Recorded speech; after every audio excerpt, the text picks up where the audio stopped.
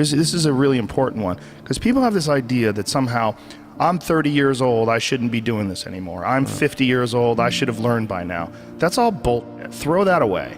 Toss that shit aside.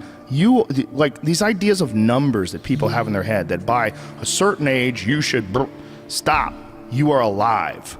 And if you are alive and if you are thinking, all those numbers that you keep attaching, well, you know, when Einstein was 30, shut the fuck up. Stop doing that.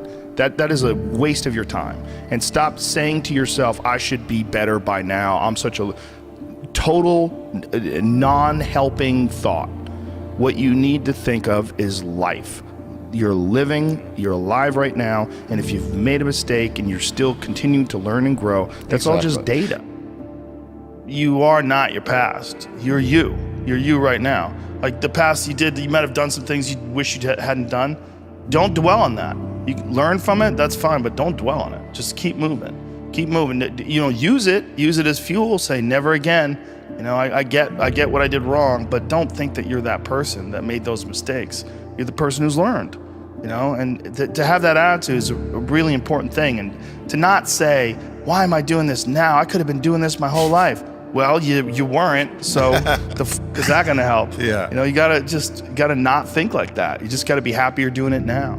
If I look back on anything I've ever done, mistakes I've ever made, paths that something that I put out that I didn't quite think, man, maybe I just waited 3 months before I released that, or maybe I should have, re-edited that blog post a couple more times before I put it online, or those things drive me crazy. The shitty things that I've done have driven me crazy, but yelling at someone I didn't have to yell at them for, whatever. But the most important thing is always for all people to recognize that you're not who you were a year ago. You're not who you were 5 years ago. You're not who you were last week.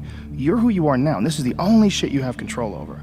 So you gotta regulate how much you dwell on regrets of the past. You really gotta be careful, because it's good to have a little. Because my regrets, whether it's things of professional nature or the very few regrets friendship-wise, which is one thing that makes me very happy. But there's life is strange. There's a lot going on. There's a lot of factors happening in life.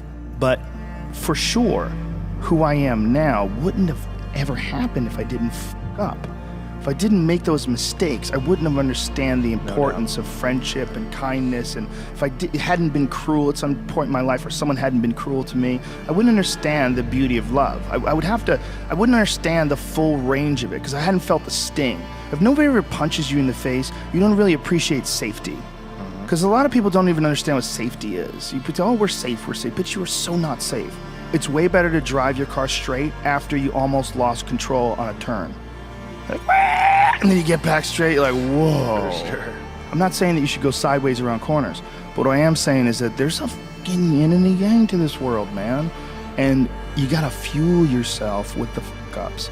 And most people get stuck in these patterns because they define themselves as a fuck up, or they define themselves as a person who doesn't follow through on their ideas, or a person who doesn't pursue their real interests and loves. You define yourself by that. Well, I guess I start things and I quit. No, you don't. No, you have started things and you quit. And it gives you a horrible sense of regret that's made you define yourself by that. You don't have to do that. You don't have to do that. We all do things that we're not happy that we did, but that doesn't mean that's you now.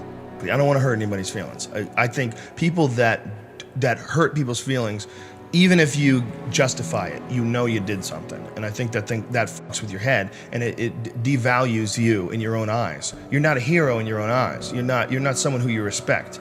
You're doing what you got to do to get by, but ultimately you're not respecting yourself. And I think we all have a certain amount of appreciation and respect for hero figures. Like we all look at like the guy who never lies and always does the right thing and fucking helps everybody out, and that's the John Wayne character. That's the ultimate hero. And when you look at your own life and you don't stack up, you're a thief. You stole money from your wife's purse, and you don't want to smoke cigarettes, but you fucking have to. You can't deal with the stress. You smoke.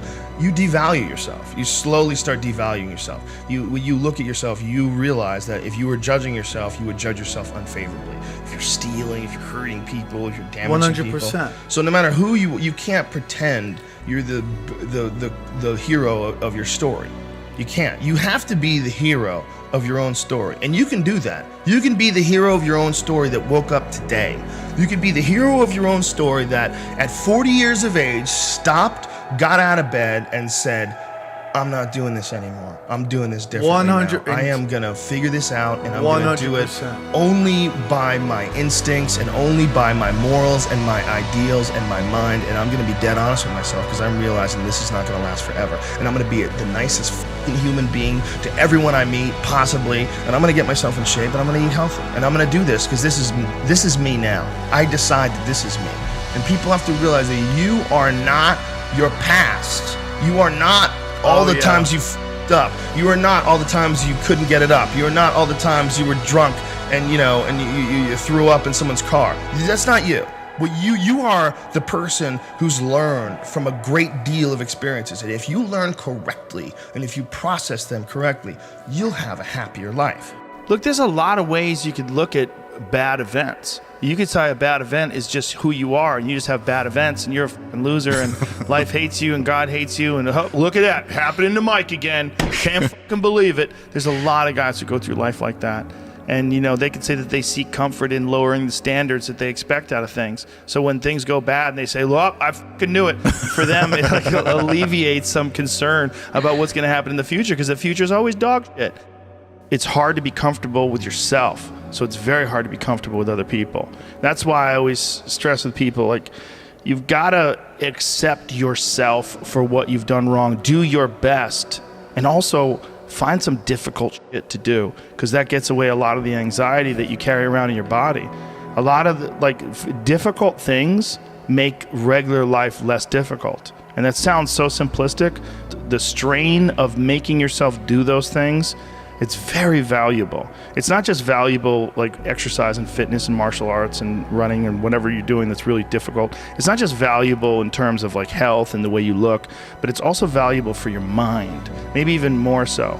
Because regular life can be confusing, and little things that go wrong and little problems that arise are exacerbated by the fact that you're not accustomed to dealing with hardship.